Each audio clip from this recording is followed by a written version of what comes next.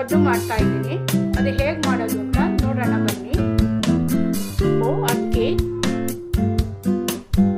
2 spoon ಸಬ್ಬಕ್ಕಿ, 1 ದೊಡ್ಡ spoon ಮೆಂತ್ಯ, ಇಷ್ಟನ್ನು ಚೆನ್ನಾಗಿ ತೊಳೆದು ಒಂದು 6 ಅವರು ನೆನೆಸ್ಕೊಂಡಿದ್ದೀನಿ. ಹಾಗೆ ಇಷ್ಟು ಕಾಯಿ ತುರಿನೂ ರುಬ್ಕೊಂಡು ಬರ್ತೀನಿ. ಈ ಥರ ನುಣ್ಣಗೆ ರುಬ್ಕೊಂಡು ಬಂದಿದ್ದೀನಿ.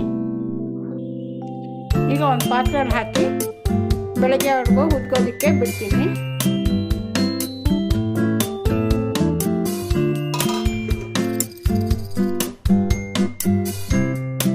ಹಾಕಿ ಪಡ್ಡು ಮಾಡ್ತಾ ಇದ್ದೀನಿ. ಅದು ಹೇಗೆ ಮಾಡೋದು ಅಂತ ನೋಡೋಣ ಬನ್ನಿ. ಅಕ್ಕಿ, 2 ಸ್ಪೂನ್ ಸಬ್ಬಕ್ಕಿ, 1 ದೊಡ್ಡ ಸ್ಪೂನು ಮೆಂತ್ಯ, ಇಷ್ಟನ್ನು ಚೆನ್ನಾಗಿ ತೊಳೆದು ಒಂದು 6 ಅವರು ನೆನೆಸ್ಕೊಂಡಿದ್ದೀನಿ. ಹಾಗೆ ಇಷ್ಟು ಕಾಯಿ ತುರಿನೂ ರುಬ್ಕೊಂಡು ಬರ್ತೀನಿ. ಈ ಥರ ನುಣ್ಣಗೆ ರುಬ್ಕೊಂಡು ಬಂದಿದ್ದೀನಿ. ಈಗ ಒಂದು ಪಾತ್ರೆಯಲ್ಲಿ ಹಾಕಿ ಬೆಳಗ್ಗೆವರೆಗೂ ಉದ್ಕೋದಕ್ಕೆ ಬಿಡ್ತೀನಿ.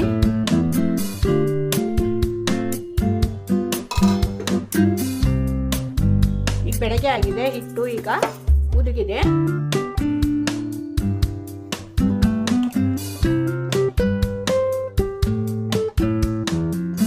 ಉದುಗಿರೋ ಹಿಟ್ಟಿಗೆ ಒಂದು ಅರ್ಧ ಗ್ಲಾಸ್ ಅಷ್ಟು ನೀರು ಹಾಕ್ತೀನಿ. ತುಂಬಾನು ಹಾಕಬಾರ್ದು.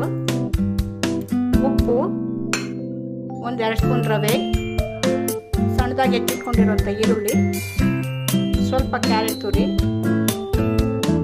ಹಸಿಮೆಣಸಿನ್ಕಾಯಿ, ಕೊತ್ತಂಬರಿ ಸೊಪ್ಪು ಎಲ್ಲ ಚೆನ್ನಾಗಿ ಮಿಕ್ಸ್ ಮಾಡ್ಕೊಳ್ತೀನಿ. ರವೆ ಹಾಕಿರೋದ್ರಿಂದ ಪಡ್ಡು ಕ್ರಿಸ್ಪಿ ಆಗಿರುತ್ತೆ. ಇನ್ನೊಂದು ಸ್ವಲ್ಪ ನೀರು ಇಡ್ತೀನಿ. ಸ್ವಲ್ಪ ನೀರು ಹಾಕೊಳ್ತೀನಿ. ಈ ಹದ ಬಂದರೆ ಸಾಕು. ಈಗ ಒಂದು ಚಟ್ನಿ ಮಾಡ್ಕೊಳ್ತೀನಿ. ಇದಕ್ಕೆ 2 ಸ್ಪೂನ್ ಕಡಲೆ ಬೀಜ ಹುರಿದಿರುವಂಥದ್ದು, ಹಾಗೆ ಹುರ್ಗಡ್ಲೆ, ಹಸಿಮೆಣಸಿನ್ಕಾಯಿ, ಶುಂಠಿ, ಹುಣಸೆಹಣ್ಣು, ಸ್ವಲ್ಪ ಕೊತ್ತಂಬರಿ ಸೊಪ್ಪು, ಉಪ್ಪು, ಸ್ವಲ್ಪ ನೀರು, ಇಷ್ಟನ್ನು ರುಬ್ಕೊಂಡು ಬರ್ತೀನಿ. ಚಟ್ನಿ ಆಗಿದೆ.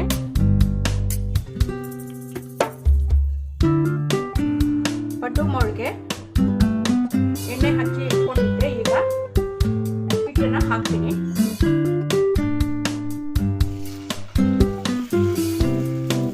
ಸ್ವಲ್ಪ ಸ್ವಲ್ಪನೇ ಹಾಕಬೇಕಾಗುತ್ತೆ.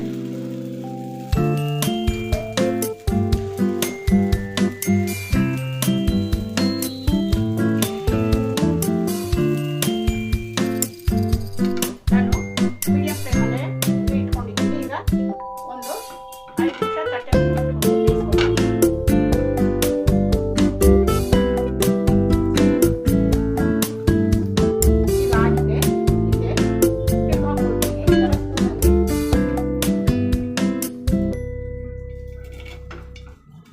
ಹಾಕೋಬೇಕಾಗತ್ತೆ. ಇನ್ನೊಂದು ಸ್ವಲ್ಪ ಹಾಕಬೇಕು. ಸ್ವಲ್ಪ ಎಣ್ಣೆ ಹಾಕೊಳ್ತೀನಿ. ಎಣ್ಣೆ ಹಾಕೊಂಡ್ರೆ ಚೆನ್ನಾಗಿ ಇರುತ್ತೆ.